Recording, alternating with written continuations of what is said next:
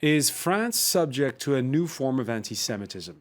The recent murder of an 85-year-old Holocaust survivor by intruders who shouted Allah Akbar has now been followed by an open letter that denounces what it calls a new form of anti-Semitism, and which calls on Muslims to renounce writings in the Coran that incite to hatred and murder of Jews. That's triggered a sharp backlash in the country that's home to Europe's largest Muslim and largest Jewish populations. Is anti-Semitism on the rise in France? When he spoke to students in Washington Wednesday, President Emmanuel Macron had to field the question. He recognized that the Republic's secular statutes predate the growth of Islam as a religion here, but talked about a new situation, all the while tweeting that there's a very old tradition of anti-Semitism in France. By the way, we'll ask about similar questions that are being raised across the Rhine in Germany, where Wednesday saw a yarmulke protest in support of two young Israelis attacked last week in Berlin. How big a problem and how to fight intolerance. Today in the France 24 debate, is there a new anti-Semitism? And with us, a signatory of that petition in newspaper Le Parisien, Richard Prasquier, former president of the French Jewish umbrella group, the CRIF. Thank you for joining us. Thank you. From Tel Aviv, French writer and activist Ofer Brunstein, president of the International Center for Peace in the Middle East. Thanks for being with us. Thank you.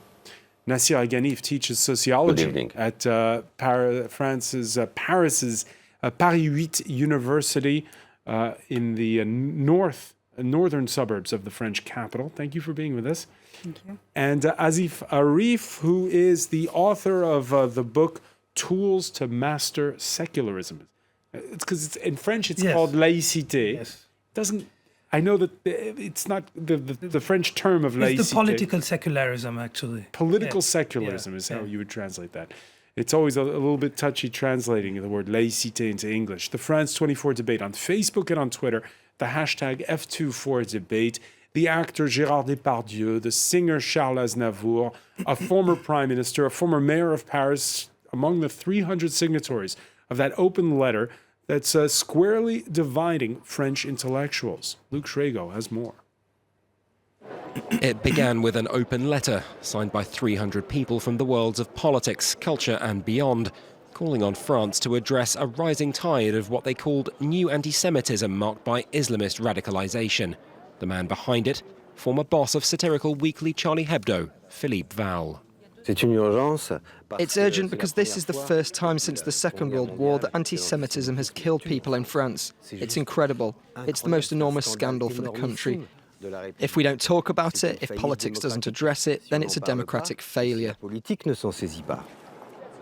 Despite Interior Ministry figures showing year-on-year reductions in the numbers of anti-Semitic hate crimes, the nature of the remaining attacks has worsened in terms of violence. Just last month in Paris, an 85-year-old Jewish woman was stabbed 11 times and set on fire in her own home, a murder that sparked revulsion and protest, and the latest death after a string of deadly anti-Semitic attacks in recent years. The letter also addressed the departures of Jews who no longer feel safe in their neighbourhoods, 50,000 in the Paris region alone. Speaking of what it calls quiet ethnic cleansing, the missive called the nation's Muslim leaders to task. We also want the representatives of French Islam to work to expunge verses from the Quran that explicitly call for the murder of Jews and Christians, because these crimes are basically committed by extremist Islamists. France's imams had their own words for the country. Appearing in Daily Le Monde 2 days later, 30 Muslim religious leaders put their names to their own open letter. They called on imams to fight the radicalization of their religion with the rest of the country, though stated that incriminating an entire religion was the wrong move to make. You need to change your thinking, not the Quran. It's not about getting rid of this or that verse, but reading it within a scriptural and historical context to put its semantic significance into perspective. It's not just a French matter. Over the border in neighbouring Germany, anti-Semitic hate crimes have been on the rise, with Chancellor Angela Merkel denouncing the spread of the sentiment from the far right to another area, mainly Muslim refugees, some of whom have brought prevailing prejudices with them in recent years. Richard Prasquier, I just want to go over a quite a powerful line in that open letter. The petition claims that 10% of Jews in the Paris area have recently had to move because, quote, they were no longer safe in their neighborhoods and their children could no longer attend public schools. It amounts to low-cost ethnic cleansing. Ethnic cleansing? Well, the words are hard, but the reality behind them is what you said.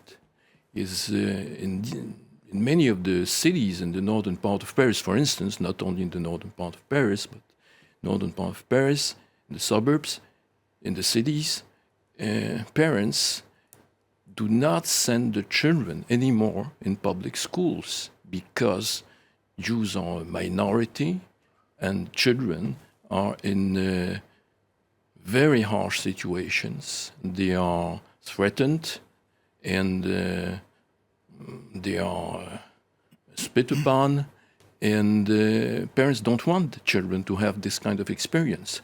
This means and in most of the cases, the school teachers and the people who are responsible of the school, principals of the school, asked parents to send their children out of the school because they were not able to ensure the safety and the good development of these children in this school, which is something incredible, which means that our republic, our secular republic, is not able to admit that it is not able to give education to children of different origin. When did you start seeing examples of this?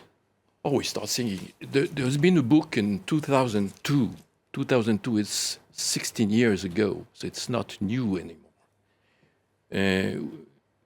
Les territoires perdus de la République, that means the lost territories of the Republic, written by a number of professors of working in these schools, professors of history, others, and Georges Bensoussan, a very known Shoah scholar, was organizing this book. And this book was the first one who drew the attention to the fact that Jewish children were could not attend normal classes. How do you explain it? Well, and this was very clearly because there has been a developing growth of antagonism by Muslim youngsters. This was going counter the usual view that we all shared, that anti-Semitism is limited to the extreme right, and we knew how to fight against this anti-Semitism. And here we have an anti-Semitism, very harsh one, just as a normal anti-Semitism by children who are also by themselves, we know it, discriminated children who are in difficult situation, and neither the government nor the intellectuals of this country were able to fight, were able to even to imagine and to organize their thoughts about this new kind of anti-Semitism. It was new 16 years, 18 years ago. It's not new anymore. And the situation has become worse. Besides this anti-Semitism, we have seen in these years a number of cases where Jews have been killed because they were Jews. I will not go on and tell you all these horrible stories. And the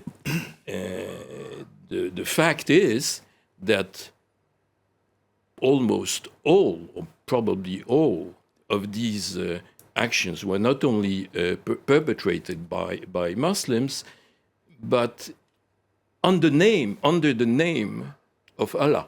That means with the very famous sentence, Allahu Akbar. This was going on repeatedly in these actions. Nasir, again, if we heard in that report, year on, from 2016 to 2017, the number of anti-Semitic attacks, according to the Interior Ministry, down, but the number of violent acts was up. Your thoughts on that? Well, maybe we should take the bigger picture and include in what we're trying to talk about the fact that we are facing a multicultural society that never admitted that it was one, that continuously for the past half century has raised all kinds of inequalities, discriminations, segregations, because the places you are talking about where this takes place most of the time are segregated neighborhoods where people were compelled to live there. They were unable to construct any kind of decent living. I mean, they were having problems with work, with education, with housing, with racism. And most of all, what we should not leave out of the conversation is the fact that we are in a society that is racializing all kinds of relationships without never acknowledging it. So it's as if we are in this kind of universal world where everybody is acknowledged for what he is or what she is. And in fact, what is taking place is the general racialization of all kinds of groups, including the Jews, with this very interesting way of dealing with the Jews in France, that is to say that they no more are a minority, they are part of the majority. As such, they are white, and that, of course, the other ones, they are the only ones that are confronting them no Jew says are that the Muslims. He is white. No Jew says that he is white. But they are acknowledged as no as Jew such. that I know is racializing anything. No, they are racialized. They are being racialized. They are being racialized. And this is something different that is never put into the conversation. It's about saying that the only ones that are different and claim some difference are the Muslims. And for that reason, they are responsible for what's happening to the Jews. And I think that we need to include in the bigger picture the whole history of colonialism, the way it is still very vivid in the French society, and the way it unfolds in many neighborhoods where people were compelled to leave without any kind of perspective.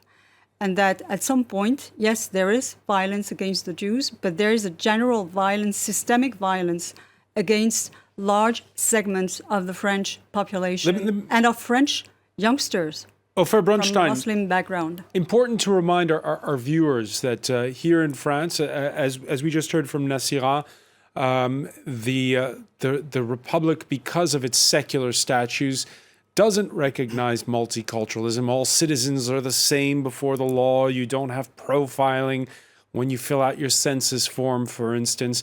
Here, the Jews that are being targeted are in working class neighborhoods, and they're often originate from the same North African countries that the Muslims who are attacking them are from.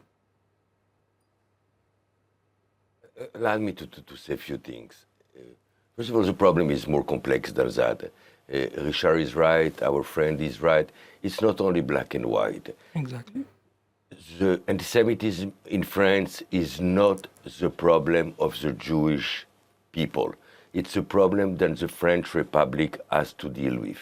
You know, the only places that I'm accept to go and give speeches on the Israeli-Palestinian conflict are the poor neighborhood around Paris. And I'm telling them that I can be pro-Israeli and pro-Palestinian at the same time.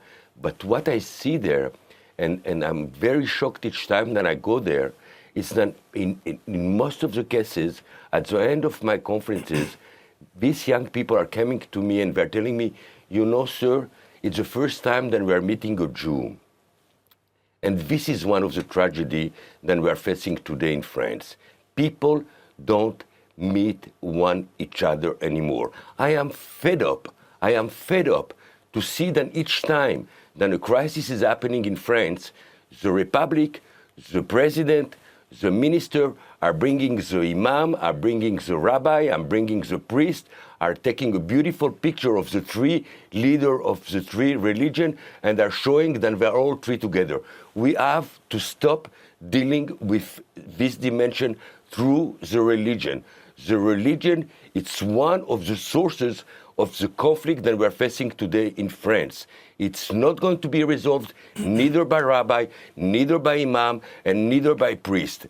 And when I understand very, very well the petition that was signed, and I do think that most of the things that were said there are absolutely right, but some of them are appalling for me. We cannot ask the Muslim to rewrite the Quran. We cannot ask the Jews to rewrite the Older Testament, and we cannot ask the Christian to rewrite the New Testament. My problem with all of them is that not only they exclude one each other in their fairy tale books, but they're excluding half of the world population, which are the women's. And as long as it will be the case, I have no more respect for all of them. We have to deal with the issue outside of the religion. And, we're discussing tonight at the same time that Mr. Bourleau just brought his report to the Prime Minister Philippe. And he's talking about apartheid happening in the poor neighborhood of France. Yeah, just to give context, that's a report that's on the reform a report, just to remind our viewers, that's being brought to the government so that they can announce reforms for working class neighborhoods. Yeah, this is what I was talking about, segregation. Exactly. And you know what? And you're right. And you know what he says there? And I understand what Richard is saying. We cannot ask a teacher in the poor in Mont-la-Jolie or in Sarcelles to educate his kids when he has 50 kids in the classroom, when they have half of high school than they have in the center of Paris. Then the teachers are not the best one who are going there. Then they're coming for poor neighborhood. Then 1/3 of the population is unemployed. My enemies and the enemies that we have all to have to face and fight seriously are poverty and ignorance. And as long as we won't fight them, we will face serious problem. Now to come back to anti-Semitism.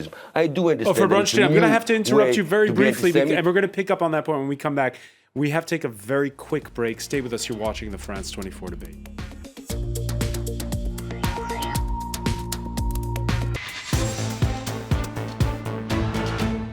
Welcome back, or welcome if you're just joining us. It's the France 24 debate.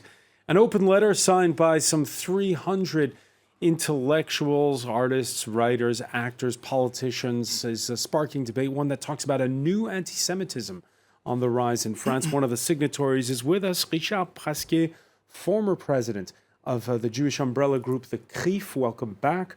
Welcome back as well to Ofer Bronstein, president of the International Center for Peace in the Middle East, who joins us today from Tel Aviv. Here in the studio as well, Nasser Ghanif, who teaches sociology at Paris 8 University, and Asif Arif, the author of Tools to Master Secularism. Now, 30 imams from across France answered with their own open letter. It was published in Le Monde Tuesday evening. In that letter, they talk about how some no longer hesitate to say in public and in the media that it's the Quran itself which incites to murder. This disastrous idea is of an unbelievable violence. But that was only part of their letter. They stated their attachment to a secular republic that rejects violence. Imams alone, they wrote, cannot provide the solution. They are confronted to new forms of religiousness that their theological training had not foreseen. What did you think, Asif Arif, of this letter by these 30 imams, professing their loyalty to secular values? Yeah, I think it's totally right. I mean, they take the right path in order to reply to this other actually open letter, let's say it that way, of 300 people. What has to be acknowledged is that there is a rise of anti-Semitism, and this is not actually something that we are taking back from this letter. What is being discussed here is if Islam is part of the solution or not, because the way that the letter was put on is Islam has its own problem, and Quran has to deal with this problem of violence, while we think that Islam is part of the solution. Interreligious dialogue or intersocial dialogue would have been way more convenient in that terms, or rather than putting these two clashes within the same letter, I was shocked, to be honest, by the word used, which is the word of cleansing or ethnic cleansing, which is a very strong word, and then after to put this ethnic cleansing in perspective with the violence verse of the Quran, which can be received by some people as who are actually Muslim and living in perfect harmony with the Republic and even with their Jewish brother, which is the problem here. Again, but they can be received as a personal attack, on their own belief, on their own faith. And I think this was the wrong move that was done by this open letter, while they try to emphasize on some real issues that are happening in France. But of course, the political secularism is the key, and it's not through any... Because there is a problem. There was 2 years ago a study done by the Montaigne Institute, which found that 28% of practicing Muslims in France didn't believe in secularism in the way that it's stated by the government. They believe that religious authority trumps secularism. Azif Arif, your thoughts on how... because there isn't one Muslim community in France. What do you do in that regard? Yeah, the problem is we don't have one voice for the entire Muslim community. So first, who are these people? And we need to find out how this the methodology for coming to that result. And the second thing is we should understand that today the political secularism, these people or these Muslims do not know what is the law of 1905 is saying or is stating. Everybody is not a secularism. Yeah, the law on secularism. Everybody is not specialized on this. And the second thing is how media are covering the political secularism. Whenever we have a debate, it's on Muslim, and it's Muslim-related debate with political secularism. Look at the burkini, look at the substitution menu in the canteen, look at the different issues that are raising up actually regarding this political secularism. It's always concerning Muslim. So are we fostering something who is actually the real political secularism as stated by the law, as stated by the fundamental liberties that we have? Or is it a way of, is the political secularism misunderstood by some people? Richard Prasquier, what did you think of the open letter in Le Monde? Because there was, in the one that you signed, this call on religious authorities from the Muslim side to pick up the mantle. Did they pick it up in their open letter? I have many. I would like to stress some facts. First, there is no fight between communities. Yeah. The fact that the question is not that we are becoming or not becoming a multicultural country, that's for sociologists. There is no fight, and just to put these things in symmetry would mean that Jews are attacking Muslim institutions. This never happened, 14 Jews, happening in Israel. 14 Jews have been killed in France because they were Jews, 14 in these last years, 14. I include those who were killed in Brussels because it was a French Muslims. So this is not a symmetric fight. There is a problem, and the problem is localized within the Muslim population, not all the Muslim population. Clearly, we never thought, and this letter was never written against the Muslims. Some Muslims signed the letter, which is normal. So there is no problem between communities. Racist acts. Jews are 1%, are much less than 1% of the French population. And Jews are the victims, more or less, of 40% or 50% of racist acts. And most of these racist acts are due to Muslims. So there is a problem. I'm the first one to understand there are problems, sociological, social, cultural, and so on, discrimination. Absolutely. This is not the issue now. We are not changing. There is a meeting in Paris. Mr. Borloo is speaking about it, and on fighting poverty in the there are working class. problems to fight the poverty. But there is one thing that nobody spoke about, which is the major problem. Indoctrination. Indoctrination. It is not true that these Muslims who are the perpetrators of these murders are the poorest man, the one who are in the worst economic situation. It's not true. There is indoctrination. And this indoctrination is a major issue. This is the reason, why the authors of this letter had to speak about the Quran. What is in the Quran is not my problem, because we will not change it. It's not our. Nobody. But why did they ask? Nobody why thinks did they that ask it might for that? it might be changed. The problem is to put the Quran and the Hadith. The Hadith. You know the Hadith of the Article 7 by the Hamas. When the times will come, the Muslim will have to kill the Jews. You are completely misleading us. I'm sorry. These are the Jews. This is We misleading. find the same thing in the Old Testament. We find the same thing in the New Testament. Yes, it is. But Yes, this we has will. been put in context. That means No, but we're not supposed to talk about the Quran. I'm this sorry. has not I'm sorry. led. This has not led to murders.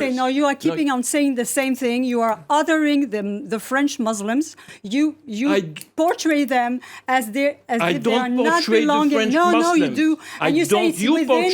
You said that anti-Semitism is within the Muslim, and that it's not all the Muslims. This is something. This is something that you must put into perspective. But please listen to what I said. I did not say that. Yes, you said that. I listened said to you there is very carefully. indoctrination. It's difficult to intervene from that. Tel Aviv. And but I excuse would me like if to I say may a few just finish things. my sentence. All right. If I may just finish my One sentence. let's hear again, and then over Bronstein. We are outsourcing a political problem to religious authorities and to scriptures that have nothing to do with it. No one is asking, as Mr. Bronstein said, we are not asking anyone to change anything in the Old Testament, because some of them drew on this in order to explain why the colonization should take place in Israel. Nobody is asking that. So I suggest that we just leave this debate that which is completely meaningless, and we go back to a more political stand and political grounds on which we can discuss. For Bronstein, let me ask you. The religious indoctrination is the major issue. It's a hyper-minority. But it's happening among the Jews as well. You may say it's the major. All right, and you know it, quite well. You don't want to acknowledge it. No, they are. But you know it. They are. Offer Bronstein. Offer Bronstein. And all the Muslims are held responsible. It's difficult for Tel Aviv to intervene. Yeah, I would like to say something. I'm very scared in the direction that not only is this debate is going on, but the debate in general is going on. It's going into a debate between on the religious level. The Jews some of the Jews in France, many of the Muslims in France, and many of the Christians in France are building, encouraging communitarism. Instead, my community in France, I have only one community in France. I don't belong to the Jewish community in France. I belong to only one community in France. It's the French community. And as long as we won't encourage, it was said that a school that is being opened, it's a jail that is being closed. When we will invest together, I'm a Jew, with my Muslim friend, my Christian friends, when we will invest our effort in changing the reality in France, and you know what, I'm very sorry. I see that some extremist pro-Israeli Jews in Israel are assimilating any critical opinion against the Israeli government to anti-Semitism, and this is very dangerous. And to murder Jews because they are Jews is anti-Semitism. One second. This is what we are speaking about. Is not anti-Semitism. Let me finish. I'm very sorry to see some pro-Palestinian. I'm very sorry to see some pro-Palestinian organization in France that are doing the same thing. Then they are mixing between the the government of Israel policy, which I don't agree with, but it's not the point, and the Jews in France. No. So this is very dangerous. What we have again to do is, as one community, is to fight any kind of intolerance and to take out the religion. I don't want any more rabbis to sign petition. I don't want any more imam to sign petition. I want only French people to sign petition together about the well-being of every French guy. I want more school. I want more education. I want more well-being, and I want a better understanding of the Israeli-Palestinian conflict in the street of France as well. And I'm very sorry that too many Jewish leaders, too many Muslim leaders, and too many Christian leaders are encouraging the separation between the community in France. As long as I won't see a woman imam in France, as long as I won't see a woman head rabbi in France, as long as I won't see a woman pope, I won't give any respect to any religion. Okay. I'm fed up of the problem. Let me just ask, because we're running a little bit short on time. So let me just ask, because you mentioned at the beginning of the show about France does not recognize multiculturalism in its constitution. It doesn't do it. Mm-hmm. Neighboring Germany does. And we've had several anti-Semitic incidents there. The Echo Music Prize scrapped this week its main award because of a rap duo making light of a Nazi death camp prisoners. In Berlin, the head of the Jewish community warning against wearing yarmulkes in public. This after last week's attack on two young Israelis who were verbally abused while walking through Berlin's Prenzlauer Berg neighborhood. In Berlin. And attacked with a belt. And one of them was Muslim. One of them was not a Jew. One of them was not a Jew. He was a Muslim guy from the north of Israel that wanted to see what it is to be a Jew in Berlin. It's why he wore in yarmulke and he was aggressed. Last week I was in one of the poor neighborhoods in Paris with a religious friend of mine, a Jewish guy. When he arrived there, he took away his yarmulke. I felt very bad for him. Very bad for him. When the Jews has to take off the yarmulke in Paris, it's not a question, it's not a social question, it's not a political question. You have to understand, why does a Jew have to take out his yarmulke? If you do not envision the religious factor, the indoctrination. No, let's look in that case. I think that the reason why you would have to take it off is political. It's not religious. If you take this factor out of the debate, there is no debate. Let's look at the reactions in Germany, because there were two kinds of reactions. There were rallies on Wednesday in several cities where Jews and non-Jews together donned skull caps. And that's one reaction that we saw on Wednesday. And we saw the German Chancellor, Angela Merkel, last Sunday in an interview with Israeli television. She had strong words about anti-Semitism and the notion of new anti-Semitism and old anti-Semitism. We also have a new phenomenon. We have refugees now, for example, or people of Arab origin who are bringing a different type of anti-Semitism into the country. But unfortunately, anti-Semitism existed before this. And many decades after the founding of the Federal Republic of Germany, no kindergarten, no school, no synagogue can be without police protection. It saddens us. Now, the idea of a new anti-Semitism, a little bit in contrast with what the French president said when he was speaking to those students at George Washington University in Washington on Wednesday. He spoke of a new situation, but he also sent out this tweet in English. There's an old French anti-Semitism. We have to recognize it and protect our Jewish people. The French Republic would not be the same without the Jewish people. They belong to the Republic. Azif Arif, your reaction to what you heard from the German Chancellor there? I mean, I don't know. Well, the Chancellor is saying something regarding to the migration. The migrants are coming and there is a new form of anti-Semitism. Maybe. I don't question that. I mean, she has to be more specific on what type of anti-Semitism is coming and how to fight it. Because the problem with politics is that they are making as a matter of fact that there is rise of anti-Semitism, but she's not proposing anything to struggle against it. What is the way in order to foster dialogue in between communities? What is the way to foster peace amongst the communities? And what is the way to put away this anti-Semitism. But Germany, you'll agree, has done a lot more to integrate those refugees who've arrived. They have those seminars and workshops to find them jobs and to get them settled in. Multicultural Germany, we're seeing a similar problem to staunchly secular France when it comes to this issue. It means Why? that it's not a matter of how the state defines itself. It has to do with how the social and racial relations have evolved a long time. And what we are seeing is that the fact that the multicultural reality of the society, not of the state, is not being acknowledged. And this triggers all kind of divisions, all kind of victimization.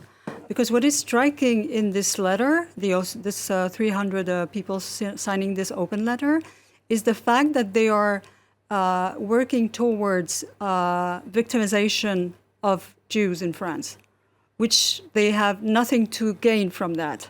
I do not agree with any kind of public statement that would construct some sort of a collective victimization of the Jews, of the Muslims, of the Roma, of any kind of a minority in France. And I think it's very dangerous to play that game. Richard Prasquier? The major problem is denial. Has been in 18 years, denial. Denial of the fact that within the Muslim population in France, and I say within, I do not essentialize anybody. This essentializes. Within this population, mostly in the youngest part of this population, and there has been a survey, there has been a book that's been written by two sociologists last week, and your open letter, by the way, singles out the far left for abetting this silence. I don't want to enter, because we don't have time to enter this very specific political issue. Yes, I think that the far left has a lot of responsibility on it. Responsibility in not wanting to see at the situation how it is. The fact there is no fight of victims here. There is the fact that Jews cannot live as Jews in certain areas in our country. And this is not acceptable. Whether it is a multicultural country, whether it is not a multicultural country, we see there is no difference. Now, for the dialogue, I've been doing dialogue for more than anybody here, anybody present here. Dialogue, interreligious. With whom? Interreligious. Sure. Maybe offer. This is the first time we are talking together. Interreligious dialogue. Yes. Which is not the point. We do the dialogue. It's not about that. The dialogue is done among people who are really wanting to have this dialogue. But the fact is how this percolates, how this spreads out into the society. And the problem is not the people who want to dialogue. If we do more dialogue, this will not mean that we will suppress the nuclei of hate that have been built up in these years, and those nuclei of hate are the dangerous spots, and you know it. Everybody knows it. Spread everywhere. So speaking of the dialogue, this is very good. I love dialogue, but we dialogue with the same people, and the impact of those people in the young population is very limited. So this is one of the major issues of this anti-Semitism now in France. How to reach those young people. We're going to leave it there because we're running short on time. But Richard Prasquier, I want to thank you. I want to thank Azif Arif, Nasira Genif. I want to thank Ofer Brunstein for being with us from Tel Aviv. Stay with us. Our Media Watch segment is next.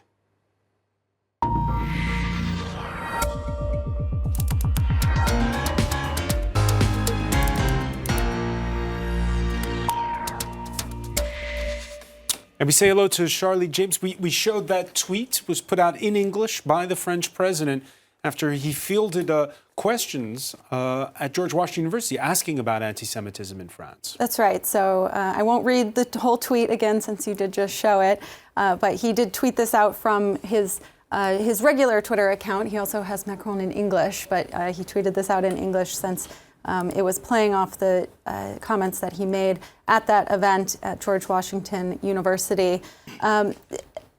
Unlike here on France 24, the debate surrounding this tweet was not as civilized online, oftentimes with comments that involve religion or race or gender. There's a lot of nastiness out there. But comments fell into a couple of themes. One was people like Terry D here saying, and there is mostly a new French anti-Semitism among recent incomers, which is much more dangerous, feeling like Macron was kind of ignoring, by saying there's an old French anti-Semitism, ignoring this new wave that people are seeing. Same here with this comment. Do you really think that the new anti-Semitism in France is the same as the old French one, and that the old one is still alive?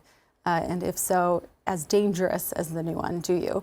There were also people who applauded Macron for making this comment. Arnaud H. saying, like Macron or not, this might be the first time a French president doesn't try to pretend anti-Semitism in France was some anecdotal flake that popped up around 1894 and again in the early 40s.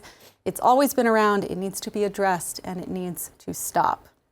So this debate that we're having here in France is also getting attention in worldwide media, starting with that manifesto that was published in Le Parisien, and also the response that's coming from French Muslim leaders, also getting attention in American and international, other European media. But this is also an issue that other countries are dealing with, as you've mentioned. Just yesterday, a group of 950 rabbis in America called on authorities to do more about the rising number of assaults on Jews in New York City. So it's a big story there as well. You also talked about the protests in Berlin and Poland. There's also a lot of media attention around the Jewish community there and what they feel is rising anti-Semitism. Yeah, many thanks for that, Charlie. James, I want to thank our panel once again for joining us. Thank you for being with us here in the France 24 debate.